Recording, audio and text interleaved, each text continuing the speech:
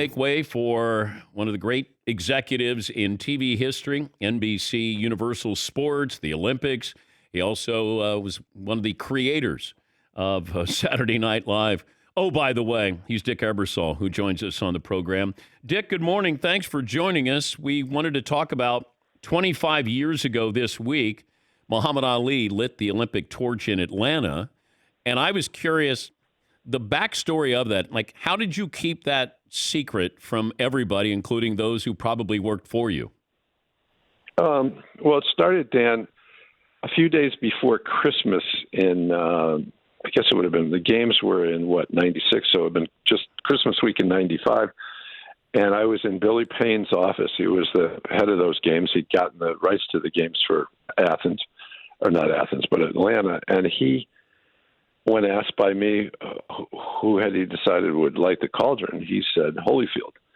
And I said, Billy, I just don't think that's a good idea. I just don't think he really has that stature. I know he's a local guy, but there's somebody who's much better for this. And he said, who? And I said, Muhammad Ali. And he said, in all earnestness, he said, Dick, I just think I'll have a terrible time trying to sell that here in Atlanta. And I said, Billy, it's just not comprehending what Ali is all about at this stage of his life. I think he's probably the most beloved person in the entire world, other than probably the Pope. He's appreciated by young people, by people who are now well beyond their youth, who watched his valiant fight for what he thought was right. He gave up his prime earning years. The sacrifices were enormous. He put everything on the line. And to show you how strong he held his opinions, he sat on those sidelines for several years, losing that money. And in the meantime, he really tested out the court system, and he won a unanimous verdict from a very, very conservative U.S. Supreme Court. I think it was 8-0. He was vindicated, and he went back to fighting again. And Billy said, geez, still don't think I know enough. And do you remember Lisa Lax, who worked for us at NBC? She was our primary filmmaker, Dan. And I said, I want you to make this film. I called Don Hewitt, the 60 Minutes executive producer, and he had done the most recent interviewer. He'd had somebody from his staff, had been in Cuba about 2 weeks before and done an interview with Ali. And Lisa cut all this stuff together through the ages, and we sent it to Billy. This would have been in the spring of 96. And he watched it, and he got a pretty strong sense of, what this real Ali was all about. But he was still a little reluctant. And at that point, I got off the phone and called Andrew Young, who was a prominent member of the board for the Atlanta Games, the former ambassador to the United Nations, among other things. Big deal in Georgia. And I said, you've got to push Billy over the line. And within a day he did. And Billy always appreciated that fact. And as President Clinton told me the day after the torch lighting not the torch lighting, but the cauldron lighting in Atlanta, he said when Ali appeared, the world heard the loudest hush in human history, because when he came up over the rim of the stadium and the public saw him, it wasn't initially cheers. It was this kind of an enormous kind of sound that was just everywhere.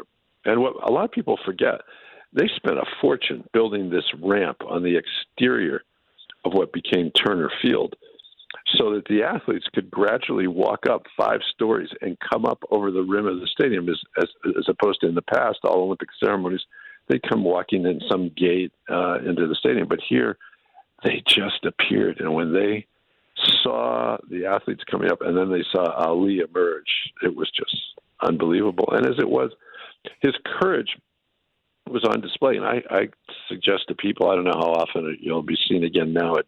We've just had the anniversary, but watch as he holds that torch to light the arrow, not the arrow, but the thing that looked like a little rocket that was going to shoot up and light the cauldron. And the flames are licking back across his forearms. Yeah. And I kept thinking, how much longer can he hold this? Because it's got to be burning this the top of his arms, but he did until the thing lit.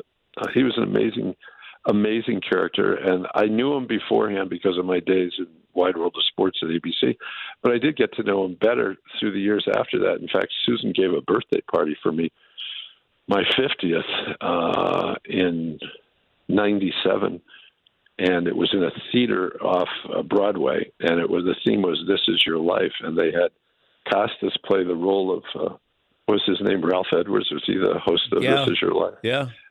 And he had a script inside the book, and the voices would go, "Dick, I remember the time, blah, blah, blah." And all of a sudden out would come like Bill Russell. And Russell, who was and still is a very good friend that goes all the way back to me being a teenage production assistant doing the NBA games while I was still a student at Yale. Russell told the story of the two of us not knowing it or driving up Route 5 from L.A. to San Francisco, him on his way home to Seattle. I didn't know he was doing this. And I was in a Porsche. I'd been unceremoniously let go by NBC Entertainment at some point before that. So I had decided, I woke up one morning and I said, I'm going to see if I can make it from Beverly Hills to the St. Francis Hotel in San Francisco in under 5 hours. Insane. I mean, whatever I was thinking. So I'm going up Route 5 at over 100 miles an hour. And I notice that this Volkswagen Bug, hardtop, keeps getting closer to me. It's like hanging off the left side of my car, but not quite where I can see the driver. And then I realize I can't see the driver. And then suddenly the thing pulls dead even, and the horn starts beeping. And I look, and Russell has leaned forward from the back seat and looked at me, and he's smiling. I know he's cackling because he doesn't laugh. He cackles. And we pull off of Route 5, and he tells me that he's gone down to pick up this car. He'd always wanted to have a Volkswagen Bug, so he'd removed the front seats and had an oversized seat put in the back of it. And he drove from back there, Dan, and we just stood by the side of the road. And he was here when the Hall of Fame ceremonies took place recently in Connecticut and Massachusetts. He stayed here with Susie and I and his wife and his godson. You know his godson is? Sean Kemp Jr. Remember Sean Kemp? Yeah, played for Seattle. Did Bob Costas know the night of the ceremony, the opening ceremonies with the torch with Ali? Did he know that? No, I never told he or Enberg.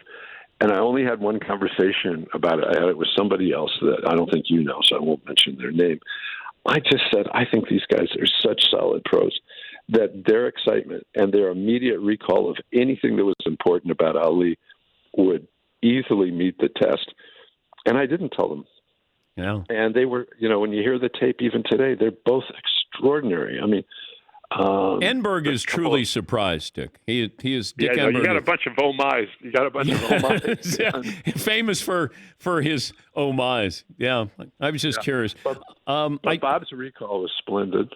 Oh yeah, I mean, you had to have complete trust in them, and rightfully so. That they would handle the surprise, but they would also give you the backdrop of what this moment means. That Ali battling Parkinson's. Even Janet Evans handing it off to Ali. I forgot about little Janet Evans, the swimmer there. Yep. Before I let you go, can I want to ask one Saturday Night Live question. Sure. Do you remember Eddie Murphy's audition or the reaction to it? No, I don't. And here's the interesting thing. When I went back to the show, about 2 years after Lorne left the first time, we'd started the show together. I left after a bunch of years. He stayed for probably 5 or 6 longer. And then he left, and the person who succeeded him just didn't know what to do, and the show rapidly fell apart. Lorne was asked to go back. He still said no. He didn't like Silverman, nor did I. But Brandon Tartikoff, who was my best friend from college years and until the day he died, he talked me into it. And I came back. I did not know Eddie other than from being amazed at just how funny he was in the few shows I'd watched in that period, because the show wasn't very good other than him. And when I got there, it took me about 1 week to decide that the quickest way to at least send the message out that the show was back, I constructed the show that the first 3 acts, which is basically 11:30 to midnight, that Eddie would be in every one of them, and they would be ones that he had conceived and worked on with these two writers who were his partners in crime, comedy crime, all the way until today. They've written all his movies, David Sheffield and Barry Blaustein, and he was the show 19. revived him. He was 19. Yeah, well, at he the was time. 18 when I got there. He was 18 when I got there. Wow. And he carried the show. And I'll tell you one story that you'll just love. So I'm back on the show for several months, maybe 6, and the security people have called upstairs at NBC and said that, oh God, what's the name of the famous children's show? Mr. Rogers was downstairs and wanted to see me.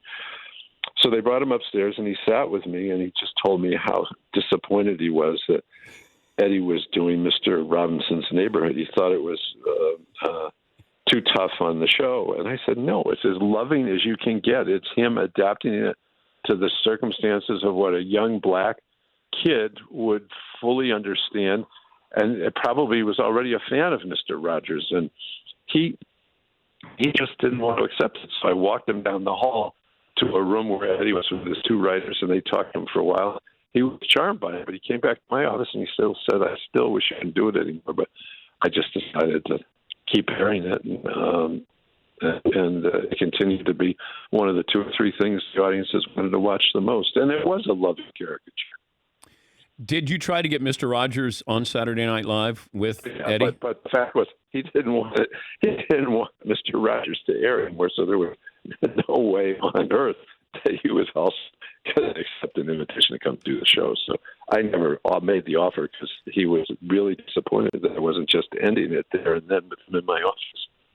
Hey, Dick, it's great to talk to you as always. I hope you're doing well. My best to Susan and the family, and thank you again. You too.